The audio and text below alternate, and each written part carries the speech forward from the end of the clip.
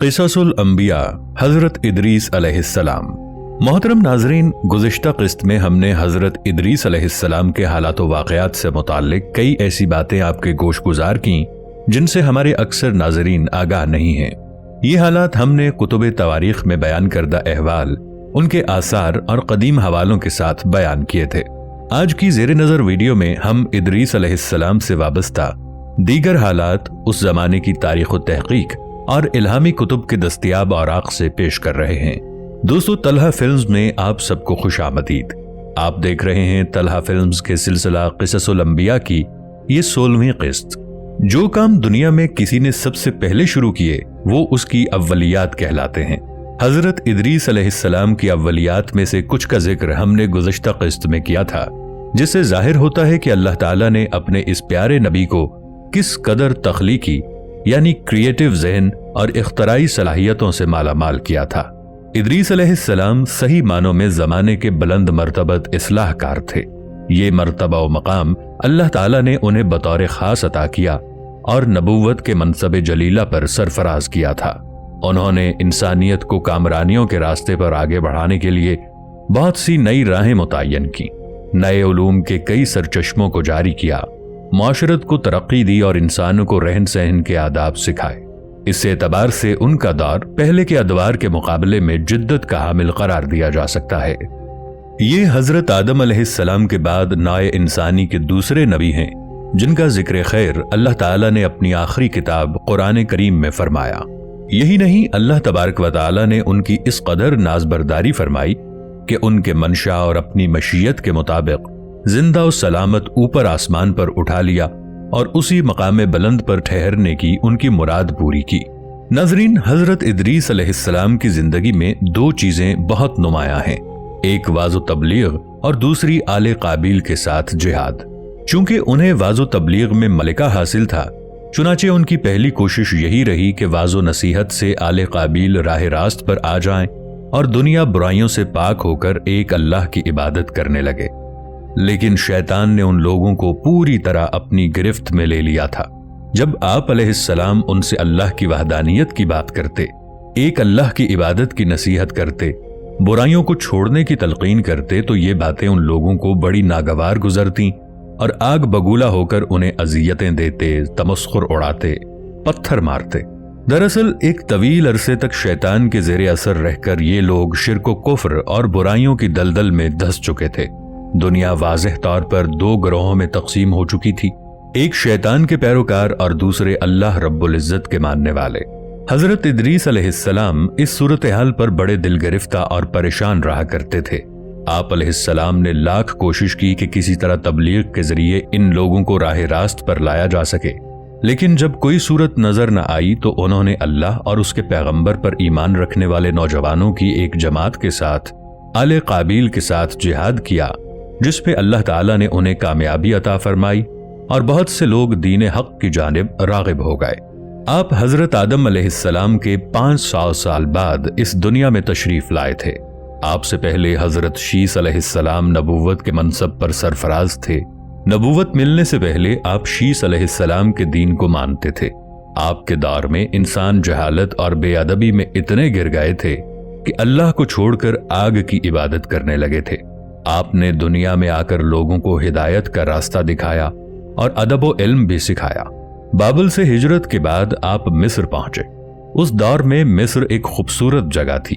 आपने वहां पहुंचते ही अल्लाह का शुक्र अदा करते हुए सुब्हानअल्लाह कहा, फिर वहीं रहने लगे और वहां अपना इल्म फैलाया। फिर आपने उन लोगों के साथ मिलकर जो ईमान ले आए थे, बाबल में बुराई और बुरे लोगों के साथ जंग की और फतयाब हुए और दुनिया से एक बार बुराई का नामो निशान मिटा दिया। आपके दौर का एक मशहूर वाकया किस्सा हारूत व मारूत भी है। एक रिवायत इस सिलसिले में ये बयान की गई है कि हजरत इदरीस अलैहिस्सलाम के जमाने में लोग बहुत बदअमल हो गए थे और फरिश्तों ने बारगाह इलाही में अर्ज की कि इंसान बहुत बदकार है, ये तेरी खिलाफत के लायक नहीं है, इसलिए इंसान को मनसब खिलाफत से हटा दिया जाए। अल्लाह पाक का इरशाद हुआ कि इंसान में गुस्सा और शहवत है, जिसकी वजह से वो ज्यादा गुनाह करता है। अगर ये चीजें फरिश्तों को दे दी जाएं तो वो भी गुनहगार हो जाएंगे। فرشتوں نے کہا ہم تو کبھی بھی گناہ کے قریب نہ جائیں گے خواہ کتنا ہی غصہ اور شہوت ہو۔ حکم ربی ہوا کہ اچھا تم اپنی جماعت سے کوئی سے 2 فرشتے چن لو جو تمہارے خیال میں سب سے زیادہ پرہیزگار ہوں، پھر انہیں غصہ اور شہوت دے کر دنیا میں بھیجا جائے گا تاکہ انہیں آزمایا جا سکے۔ چنانچہ ہاروت اور ماروت جو بہت پرہیزگار فرشتے تھے منتخب ہو گئے اور انہیں غصہ اور شہوت دے کر شہر بابل میں اتار دیا گیا اور کہا گیا کہ تم دونوں قاضی بن کر لوگوں کے درمیان فیصلے کیا کرو اور شام کو اسم اعظم کے ذریعے واپس آسمان پر آ جایا کرو۔ یہ دونوں قریب 1 ماہ تک اسی طرح آتے جاتے رہے۔ اس عرصے میں ان کے عدل و انصاف کا چرچا عام ہو گیا اور بہت سے مقدمے ان کے پاس آنا شروع ہو گئے۔ ایک روز ملک فارس کی ایک حسین و جمیل عورت زہرہ نامی نے اپنی شوہر کے خلاف مقدمہ دائر کیا۔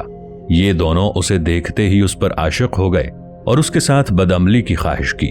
اس عورت نے کہا کہ میرا اور تمہارا دین الگ الگ ہے اور میرا شوہر بہت غیرت مند ہے، اگر اسے پتا چلا تو وہ مجھے قتل کر دے گا، اس لیے اگر تم اپنی خواہش پوری کرنا چاہتے ہو تو پہلے میرے شوہر کو قتل کرنا ہوگا اور جس بت کی میں پوجا کرتی ہوں اسے سجدہ کرنا ہوگا۔ اس عورت کی شرائط سن کر دونوں نے انکار کر دیا۔ وہ عورت تو واپس چلی گئی لیکن ان دونوں کے دل میں عشق کی آگ بھڑکا گئی۔ کچھ روز تو ان فرشتوں نے برداشت کیا، لیکن ایک روز مجبور ہو کر اس عورت کو ملاقات کے لیے پیغام بھجوایا۔ اس نے فوراً ان دونوں کو ملنے کے لیے بلوا لیا۔ جب یہ دونوں وہاں پہنچے تو وہ خوب بناؤ سنگھار کر کے بیٹھی تھی۔ اس نے کہا کہ مجھے پتا چلا ہے کہ تم دونوں اسم اعظم جانتے ہو، تو اپنی خواہش کے حصول کے لیے یا تو مجھے اسم اعظم بتا دو یا پھر اس بت کو سجدہ کرو یا میرے شوہر کو قتل کرو یا پھر شراب پی لو۔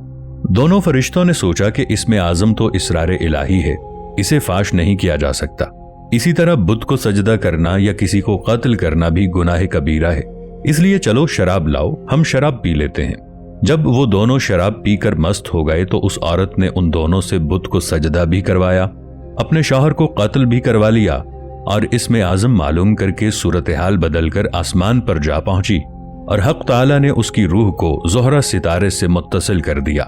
دوسری جانب جب ہاروت اور ماروت کو ہوش آیا تو وہ اسم اعظم بھول چکے تھے اور اپنے کیے پر نادم اور شرمندہ تھے۔ حق تعالیٰ نے فرشتوں سے فرمایا کہ انسان میری تجلی سے دور رہتا ہے، لیکن یہ دونوں تو ہر شام حاضر بارگاہ ہوتے تھے، پھر بھی شہوت سے مغلوب ہو کر گناہ کر بیٹھے، تو اگر انسان سے گناہ سرزد ہوتا ہے تو اس میں تعجب کی کیا بات ہے؟ یہ سن کر تمام فرشتوں نے اپنی خطا کا اقرار کیا اور انسانوں پر لعن طعن کرنے کی بجائے ان کے لیے دعائے مغفرت کرنے لگے۔ اس کے بعد ہاروت اور ماروت حضرت ادریس علیہ السلام کی خدمت میں پیش ہوئے اور اللہ کے حضور معافی کی درخواست کی۔ آپ نے دونوں کے لیے دعائے مغفرت کی، جس کے کئی روز بعد اللہ تعالیٰ کی طرف سے جواب آیا کہ ان دونوں کو اختیار دیا گیا کہ چاہیں تو دنیاوی عذاب قبول کر لیں یا آخرت کا۔ انہوں نے سوچا کہ دنیا کا عذاب ایک نہ ایک دن ختم ہو جائے گا، لیکن آخرت کا عذاب نہ ختم ہونے والا ہے، اس لیے دونوں نے دنیاوی عذاب قبول کر لیا۔ چنانچہ حق تعالیٰ نے حکم دیا کہ ان دونوں کو لوہے کی زنجیروں میں جکڑ کر بابل کے کنویں میں اوندھا لٹکا دیا جائے۔ اس کنویں میں آگ جل رہی ہے اور فرشتے باری باری ان پر کوڑے برساتے ہیں اور پیاس کی شدت سے ان کی زبانیں باہر کو لٹک رہی ہیں، اور یہ عذاب ان پر قیامت تک یوں ہی شدید رہے گا، پھر آخر کار ان کو نجات ملے گی۔ ناظرین، قرآن پاک میں ہاروت اور ماروت کا ذکر ضرور آیا ہے، مگر مذکورہ قصے کی طرف کوئی اشارہ نہیں ہے۔ یہ قصہ ہمیں سورہ بقرہ کی آیت 102 میں اس طرح ملتا ہے، اور وہ لوگ لگے ان چیزوں کی پیروی کرنے جو شیاطین سلیمان علیہ السلام کی سلطنت کا نام لے کر پیش کیا کرتے تھے، حالانکہ سلیمان علیہ السلام نے کبھی کفر نہیں کیا۔ کفر کے مرتکب تو وہ شیاطین تھے جو لوگوں کو جادوگری کی تعلیم دیتے تھے۔ وہ پیچھے پڑے اس چیز کے جو بابل میں 2 فرشتوں ہاروت اور ماروت پر نازل کی گئی تھی، حالانکہ وہ فرشتے جب بھی کسی کو اس کی تعلیم دیتے تھے تو پہلے صاف طور پر متنبع کر دیا کرتے تھے کہ دیکھ، ہم محض ایک آزمائش ہیں، تو کفر میں مبتلا نہ ہو۔ پھر بھی یہ لوگ ان سے وہ چیز سیکھتے تھے جس سے شوہر اور بیوی میں جدائی ڈال دیں۔ ظاہر تھا کہ اذن الہی کے بغیر وہ اس کے ذریعے سے کسی کو بھی ضرر نہ پہنچا سکتے تھے، مگر اس کے باوجود وہ ایسی چیز سیکھتے تھے جو خود ان کے لیے نفع بخش نہیں بلکہ نقصان دہ تھی، اور انہیں خوب معلوم تھا کہ جو اس چیز کا خریدار بنا اس کے لیے آخرت میں کوئی حصہ نہیں۔ कितनी बुरी मता थी जिसके बदले उन्होंने अपनी जानों को बेच डाला, काश उन्हें मालूम होता। साहिब तफसीर हक्कानी लिखते हैं, हारूत व मारूत शहर बाबुल में 2 शख्स थे कि जिनको उनके अजायब अफ़आल और नेक चलन की वजह से लोग फरिश्ता कहते थे और उनका ये लक़ब मशहूर हो गया था।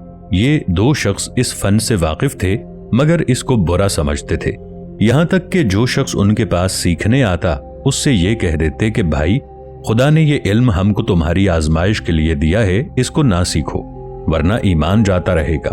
नाज़रीन मोहतरम, क़िससुल अंबिया का सिलसिला जारी है। मज़ीद अहवाल जानने के लिए हमारी आइंदा वीडियोज़ का इंतज़ार कीजिए। इस दिलचस्प सिलसिले से लम्हा बलम्हा आगाह रहने के लिए हमारे इस चैनल को सब्सक्राइब करते हुए बेल आइकॉन को दबा दीजिए ताकि हमारी आने वाली वीडियोज़ भी इसी तसलसल से आप तक पहुंचती रहें।